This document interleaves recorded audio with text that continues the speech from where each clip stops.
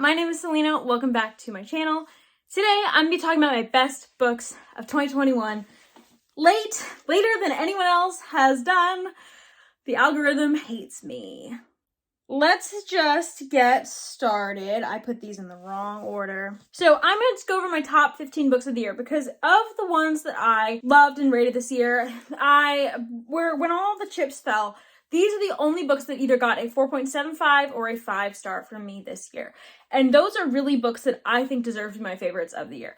I do have some runner-ups that I've either given 4.5 stars or lower to 4.5 stars. So you may think some of these are 5 stars. Why aren't they in the video? It's because I lowered them and because they just didn't stick with me as much as these others did.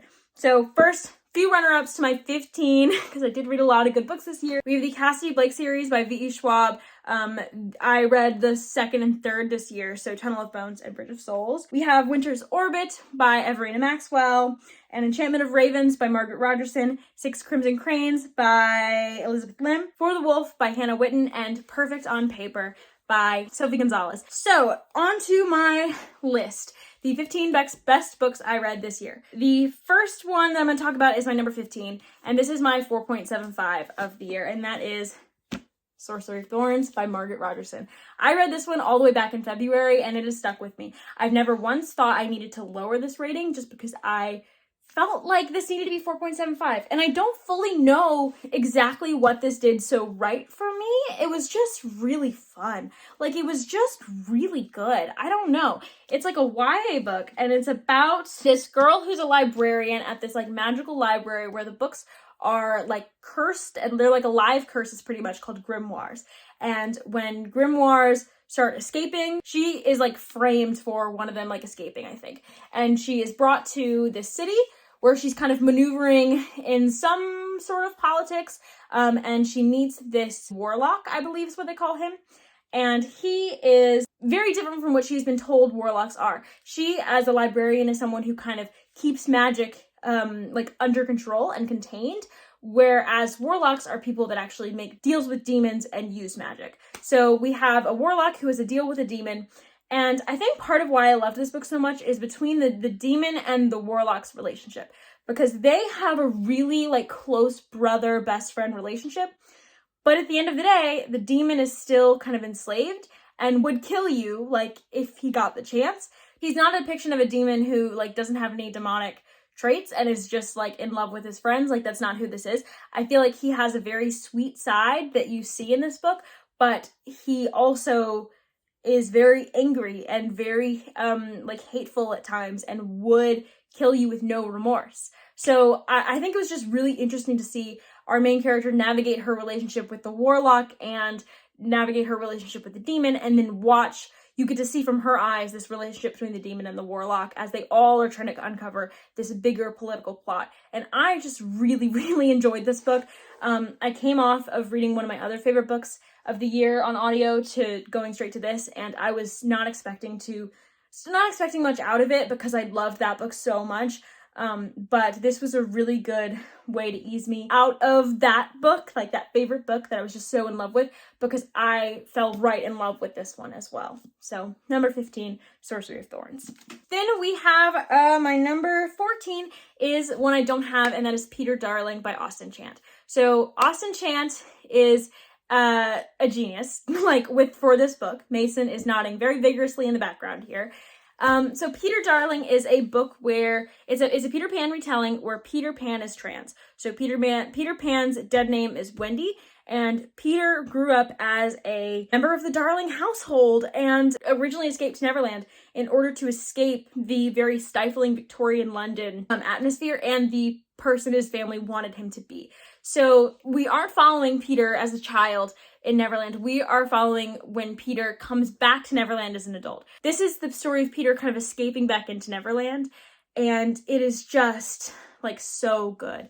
There's so many elements that are so creative of the story. I think the description of Neverland, the fact that Neverland is like a place that has a character of its own, and like the way everything Peter does is like it's contributing to like a character study that not only relates very directly to who Peter was in the original story, but who Peter would be if he were also trans and older and a man. like a grown man, not a boy any longer. And just the character study of that, and the way that Austen Chant takes traits of Peter from Peter Pan and makes him not just be like the snot-nosed brat. There's reasons for all of this. There's reasons for Peter Pan's memory loss and the way he treats others and the way he treats Neverland. Like, there's all reasons for this. It's just a very amazing case study of like identity, and the identity of like a trans man, or trans person in general. There's also a really sweet romance with a certain villain. It's just got so many like themes, and just it hits so hard. It is so good. I cannot recommend this enough. If you want to hear more, if I haven't like gushed enough and convinced you, please go watch a review that me and my boyfriend did on Peter Darling. It's 45 minutes long, but only part of it, like, we talk spoilers too, so only part of it is the non-spoiler part, and it is so good. We recommend it highly. Then number 13 is another thematic one, and this one could be below Peter Darling, if I'm being honest. I would have to probably reread Peter Darling, but this one I read sooner, like more recently, so it's kind of got that new book glow still, and that is A Spindle Splintered by Alex E. Haro. So this one I do think Peter Darling made me have more emotions. It's a longer book. It gave me more emotions about the characters and the plot and everything. A Spindle Splintered is a short book that gets a lot done. This is a novella that's another retelling. I love retellings. It is a fairy tale retelling of Sleeping Beauty from the perspective of a chronically ill Sleeping Beauty. So it's actually a girl in our life, our world, who has a chronic illness that it's not expected for her to live much longer past her 21st birthday. So for her 21st birthday party, she has this Sleeping Beauty themed birthday party because she's always kind of identified with Sleeping Beauty. Being chronically ill, there's certain things about Sleeping Beauty that she really relates to. And she is obsessed with Sleeping Beauty. She is at this party. There's a spindle as a prop, and she pricks her finger on it, and it transports her to another world with a very fairy tale-esque Sleeping Beauty. So she's transported into the moment where a different Sleeping Beauty is about to prick her finger, and she stops her. And the story goes from there. It's about your destiny, defying your destiny. What destiny are you allowed to have? Can you really change it? It's about who you are and who the world wants you to be, and versus who you actually are. It's just so good. This book has character because we have a very interesting character who I was immediately taken in by her and sympathetic to her struggles. Her voice is very strong. We have a plot, a very full plot. In this like 100 pages or whatever, it actually feels like a very full plot. We have gorgeous illustrations throughout, so it feels very fairy tale-esque and atmospheric. It just hit so many things for me. It was very thematic. This book did it all in a novella in a way that I haven't seen very many other novellas do. Most novellas kind of pick and choose what they do and don't do. And this one, it almost didn't have to. Like, it did have to make sure it was telling a contained story, but it never sacrificed anything to be what it was. And that's what I loved about it. Then we have number 8. I don't own this book, and that is On a Sunbeam by Tilly Walden. This is a graphic novel. This is my favorite graphic novel I've ever read. It's a sci-fi. It's a cozy YA sci-fi. And this is so beautiful. It is very thick. It has a lot to it.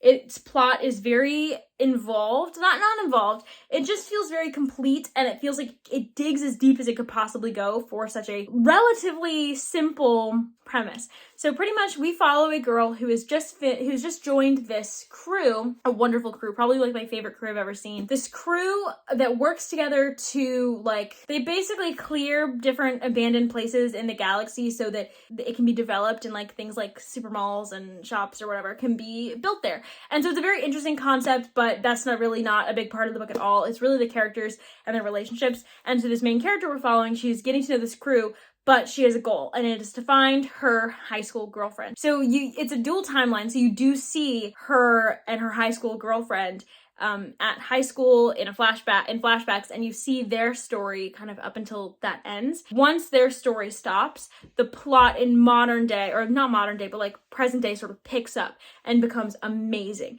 I thought this book was a little slow at first, but I flew through the ending. I was so impressed with what this author did with character. I was so impressed with what this author did with plot and world building. The art is absolutely stunning. I can't recommend this book enough. It's beautiful. And number 11 is Amari and the Night Brothers. This is one of the middle grades that I read this year after I got into middle grade. I absolutely adored this. I had heard Katie from Brightness, Katie Reads, talking about how this kind of combines all of her favorite things in middle grade, and I have to say I agree. This felt very much like the Nevermore series meets like Percy Jackson style, because it was like had the whimsy of Nevermore and like the more contemporary feel of Percy Jackson while being all its own. Because this book does things that neither of those books could do. Like, just saying. Like, it just absolutely couldn't. So pretty much you follow Amari. She is a Black girl who's not, her family is not very well off. She's attending this private school on a scholarship. And the thing that is probably hurting her the most, definitely hurting her the most, is the fact that her brother is gone. Her brother is missing. And Amari believes that he will come back. He is still alive, but her mother is all but lost hope. So Amari's in a very difficult situation from the very beginning. It makes her very sympathetic. But then she is reached out to by this, I believe it is the Supernatural Bureau of Investigations, that seems to have information about her brother, and they invite her to attend this summer camp where she would like train to be a part of this ministry at some point in her life. And she decides to do it, and her hope is to find out more about her brother. So I absolutely love this sort of trying to find a sibling plot. I think it's very, very compelling. It made Amari very, very compelling. The themes of racism and classism that this went over was very, very good. The friendships in this were really great. The whimsy of this world was amazing. This is like a summer camp game mashup. Like, she's competing in this book for like a spot and to prove herself, and it's just so fun. Amari is a delightful main character. Like, she's absolutely delightful. I loved this book so much, and I'm super excited for the sequel coming out in 2022. So this was number 11. Absolutely loved it. The Jasmine Throne by Tasha Suri. This was absolutely a favorite of the year. It was 5 stars, but it wasn't like an all-time favorite. All the ones I've talked about so far, I don't think are, but they are favorites of the year and 5 stars.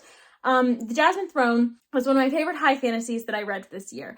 It gets mixed reviews, but it just did so much right for me. This is a very political fantasy. So pretty much what we are following in this book is 2 characters. One of them is the princess of this empire, and she is in exile because she is not being perfectly controlled by her brother, who is the emperor. And he's a very like ruthless man. He wants her to do something that he can't just force her to do. She has to want to do it for it to have meaning in their culture, but she refuses. And so he is basically trying to make her life as miserable as possible until she is willing to do the thing just to end the pain. She is hidden away in this like old temple thing. We also follow Priya. She's part of a subjugated people of this empire, and she sort of begins working in this temple where the princess is being kept, and she pretty much becomes the princess's one of her personal handmaidens. And so they have very, very different desires. They have very, very different wants. They have very different lives. But their goals in this book, at least, align somewhat. They start working together. There is a sapphic romance. It's not a huge part of this book. I think a lot of people were expecting it to be like a fantasy romance. It's not. It's a fantasy with a romantic subplot. And what I loved about this book was the politics, the character interactions, the character motivations. This stuck the landing. The ending was amazing, in my opinion. I just super, super enjoyed this. So I recommend it, but a lot of people I've recommended this to have not enjoyed it. So, you know, if it sounds like it's your thing, maybe pick it up. But if you don't think you'll like it based on anything I've just said, stay away maybe. Then we have number 9, Jurassic Park. I love the movie Jurassic Park. And so this year in February, I read the book. Loved the book. The reason this is so low on the list is, despite loving it, is because the plot, the world, the pacing, the atmosphere, all of that is amazing. Top notch. The characters are good for what they do in the book. The themes are good. The themes are great. But the characters, I do find that characters stick with me. They're what will stick with me about a book and make me still think about it rather than the plot. My enjoyment of the plot, what I remember about it does wear off. And at this point, it's been a year. My enjoyment of this has somewhat worn off. Like, I can't recall that immediately when I'm thinking of it.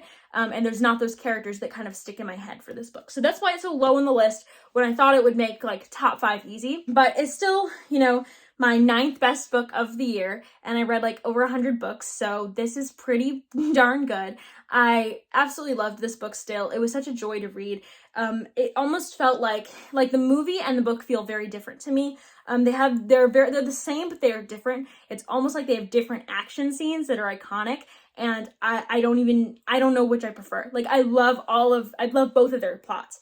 What I like about the movie is it makes the characters a bit more lovable, while this one makes them a bit more real and thematic. And I love both ways of doing this book. So I just loved it. I had such a good time with it. The Green Hollow duology. So I thought about just putting Silver in the Wood on this list. Silver in the Wood is the better book, I believe, but I did have such a good time reading both of these books really back to back. These are novellas. They're both retellings of like a Green Man type of story. And it's Achillean. So we follow a man named Tobias Finch, who is like a wild man he's very timeless, and he lives in this forest. And then this forest, Green Hollow Hall, is on the land of this forest. And on Green Hollow Hall's land, this wild man lives. A new tenant for Green Hollow Hall, Henry Silver, comes and moves in, and on his first night there meets the wild man. It's just a very sweet story. It's got a romantic element, is very folkloric, and it's just very quiet and soft. And there is a slight plot that's sort of building over the course of this 100 pages. The few days that I spent listening to these books were joys, so I loved this. Yeah, it's my number 8. Then my number 7 could go down, but I literally read it in December, and I loved it. I loved it so much, but I did struggle with where to put it because, I did read it literally right before making this, and so it was really hard to tell. I read 4 of my favorite books in December, so it was really hard to really tell whether they would stick with me or not. So number 7 as of now is A Marvelous Light by Freya Marske. This is a historical fantasy that has 50% plot and 50% romance. You basically are following 2 liaisons. This man who has no magic is made the liaison from the non-magical world to the magical world, seemingly by accident. And he begins having to work closely with the liaison from the magical world to the non-magical world. So these men's names are Robin and Edwin. Robin is non-magical and Edwin has some magic, but not a ton. And you pretty much see them trying to figure out this mystery of where the predecessor of Robin went. Why is he suddenly been promoted to this position, and where has the predecessor gone? And so that leads them into a much larger mystery, and you kind of see them fall in love along the way. And I thought this was so good. I really liked the magic. I love this historical time period and blending with magic and romance. That's just a ton of buzzwords for me, and my favorite things that just combined in this book to be amazing. This romance is pretty slow burn, but it was very convincing to me. The characters and their personalities, how they complemented each other, was very convincing to me. The small moments they had kind of leading up was convincing to me. The sort of situations they were in that made them vulnerable, it was very convincing to me that a relationship came out of that. So I really enjoyed this book. I gave it 5 stars, which is obvious because it's on my favorite books of the year. It's number 7. Fireborn by Rosaria Munda. This book is amazing. It's a YA book. It does everything right for YA for me. It has 2 characters named Annie and Liam. It's like a Roman Empire if the Roman Empire went from a kind of feudal Europe type of class system and politics system, if it went from that with dragons to a meritocracy, as in I think it was Plato's Republic ideas of what a meritocracy should be, through a bloody massacre that is reminiscent of bloody days in the Russian Revolution. So it's mixing a lot of things, but it is so freaking good. Pretty much, we follow 2 different characters who have very different backgrounds, but are both affected by this revolution and have been affected in very similar ways. They have similar trauma, and they both meet in an orphanage. So we follow Annie, who is orphaned by the noblemen of the old regime. She was not noble. She was born in a lower class as a serf, and it killed her parents. She has a lot of trauma from that. And then she meets Lee, who is also who is the son of the nobleman who ordered the death of her parents. Lee's whole family was killed in this bloody massacre that deposed the old nobles from their places, and this meritocracy came out of it. And so you're seeing these 2 meet and have this very, very interesting relationship. The real meat of this book, the real plot, is the time when they are both teenagers and they are learning to ride dragons, because the marks of nobility in the old regime was riding dragons. The marks of meritocracy in this is that everyone can ride dragons, not just nobles, if you test into it and you have the merit for it. They both do, and they're competing for the highest spot. And they just have, I was just so compelled by this world, this plot, and Annie and Lee's relationship, really. It's so complex, so interesting, and just so wonderful to read. Number 5, we're almost done. We have The Bear and the Nightingale by Catherine Arden. I also read this one in December, and I absolutely fell in love with this book. This is a book that deals with Russian folklore. We follow a girl in I think it's 14th century Russia or something, and she's named Vasya. She lives in this country town, and she can see and interact with spirits, like Russian spirits, that are kind of guard different parts of nature in the house and things. And she is kind of looked down on this for this. She doesn't have the personality that people would want a woman to have in this time, so things don't go super well for her with that. People are kind of always wanting her to be something she's not, but Vasya's spirit is so strong, and she really just carries you through this book. You start when she's pretty young, and you follow her until she's 17. In this book, at least, there's 2 other books that follow her after that, and she has this very close relationship with the spirit world that she's sort of discovering in this book, while there is a newcomer in town who's starting to threaten it, and he is a Christian priest. But he is also, I'm going to say, he's making the town vulnerable to the worst types of folkloric creatures in Russian mythology. So it is such a freaking good book. It's slow, it's atmospheric, it is not plot driven, it is character driven, but oh my goodness, I loved this. I do think it had a plot. To me, it had a plot. I loved it so much. I loved Vasya. I loved the world. I loved the folklore aspects of this. Russian folklore is one of my favorite things. I've studied it before. I want to know more about it. I read this and it just scratched every itch. I just loved this book so much. Okay, my top 4. Here we go. These are some of the best books I read in the year. First, we have the Nevermore series. I absolutely loved this series so much. I read all of it this year that is out. I read Nevermore, Wondersmith, and Hollowpox. I hunted down the UK editions for, I didn't have to hunt down. This was still available widely when I was buying it. But I got this, and I got the Nevermore edition. I had to hunt that one down because I loved it so much. This is one of my favorite series. It's my favorite middle grade I've ever read.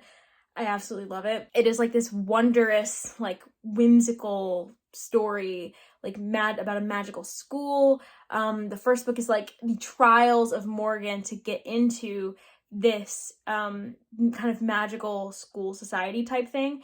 And the second one is following her from there. What happens from there. It's so wonderful. It is so it's so whimsical in a way that is reminiscent of some of the more popular middle grade YA series that I don't like to really discuss on my channel. And it scratched all the itches that stopped scratching for me, and I absolutely loved it. Nevermore, the world is so whimsical and wondrous. Morgan Crow is such a delightful main character to follow. She has her own traumas, she has her own sass, she has her own cast that really cares about her, and it's really fun to watch her interactions with them. Every time I pick up one of these books, it's an immediate comfort, fun, I always have a good time. I give all of them 5 stars. I absolutely love them. Then the third favorite book of the year, another book I hunted down a special edition for, and that is Spinning Silver by Naomi Novik. I love this book so much. If Bear and the Nightingale is my favorite folklore style book, this is my favorite fairy tale style book, and they feel different to me. The difference between Spinning Silver and Bear and the Nightingale to me is the difference between fairy tales and folklore, and this is they're obviously intertwined, but this one is way more fairy tale-esque.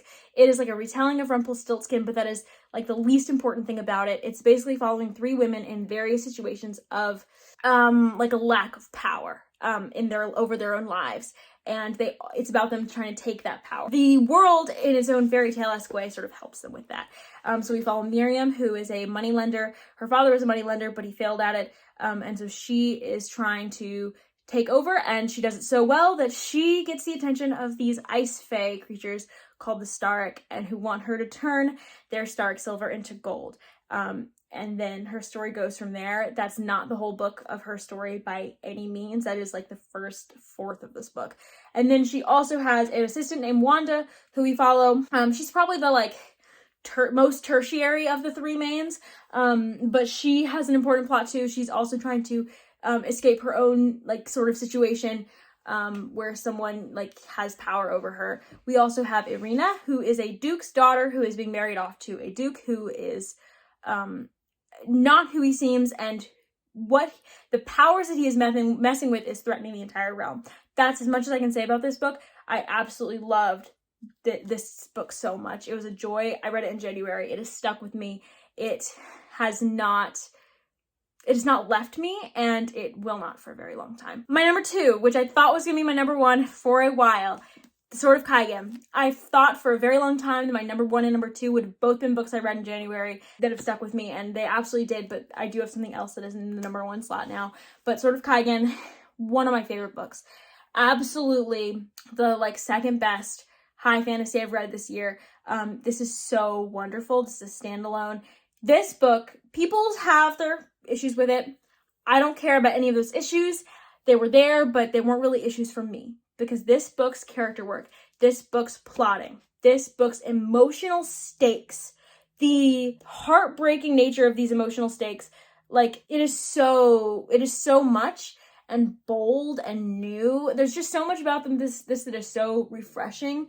This is like a non-Western fantasy. There's also so much that is not like recycled or anything, but things that you were used to that are done so well. So elemental magic systems, the war and the fighting in this book is so brilliantly done. The emotional stakes of war are really explored. It's just so good. I'm not pitching this very well at all. We basically follow a mother named Misaki who had a different life before she was a mother, and she has never really truly been happy in her relationship, in her role as a mother, and it's about her kind of coming into her own in this book. And then we have her son, Mamoru, who is, he is learning things about his homeland and the empire that is in charge of his homeland that make him question everything. That's all I want to say about that. It is so freaking good. We follow them as war comes to this land that they are in, and you see like the strength of humanity and how people rise up, and it is so wonderful. Finally, my number 1 book of the year, The Kingkiller Chronicles. I'm holding up the name of the wind. This series is absolutely stunning. It is my new favorite series. I absolutely adore this. I never thought anything could top Stormlight, and I don't know that this has, but it certainly is close, if not tied with Stormlight. I love this book so much. I love so many things about this book. I love Kvoth. I love his unreliable narratorness. I love his Gary Stu-ness that is kind of making, like, feels very funny and, like, laughable to me. I love how close we get to him. I love the struggles that we see him go through. I just love everything. I love almost everything. I love the intrigue of this book. I love the things that Patrick Rothfuss has hidden for us. The second book is included in this favorite because the second book, while it was not as good as Name of the Wind for me, it has some of the most important information and the most important scenes and some of the best scenes in the entire series. So, like, these 2 books are really the first 2 thirds of a life story that I desperately want the 3rd book of, but even if I never got it, I would be thrilled just to have read these 2 books. I'm losing light, so I don't want to say too much more, but I love this book so much. There you have it. Those are my 15 favorite books of the year. Thank you for waiting so long for this video, and I'll see you next time. Let me know some of your favorite books of the year in the comments down below. Bye.